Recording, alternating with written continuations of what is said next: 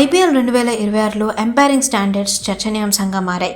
KKR Lucknow మధ్య జరిగిన మ్యాచ్లో వివాదాస్పద నిర్ణయం మ్యాచ్ ఫలితాన్నే మార్చేసింది.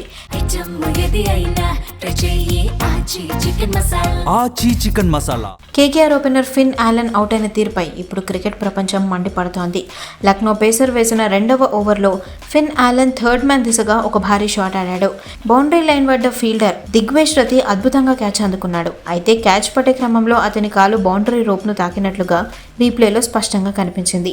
బౌండరీ రోప్ కూడా కాస్త పక్కకు కదిలింది. కానీ థర్డ్ ఎంపైర్ మాత్రం ఏమాత్రం ఆలోచించకుండా అది అవుట్ అని ప్రకటించడంతో అందరూ షాక్ గురయ్యారు. ఈ నిర్ణయంపై టీమిండియా మాజీ క్రికెటర్ మొహమ్మద్ కైఫ్ తీవ్రంగా స్పందించారు.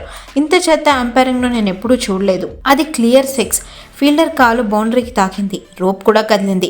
తగినంత సమయం ఉన్నప్పుడు ఎంపైర్ ఎందుకు తొందరపడుతున్నారంటూ చురకలంటించారు. ఐపీఎల్ లాంటి పెద్ద టోర్నీలో ఇలాంటి తప్పిదాలు అంగీకరించలేమంటూ కైఫ్ మండిపడుతున్నారు.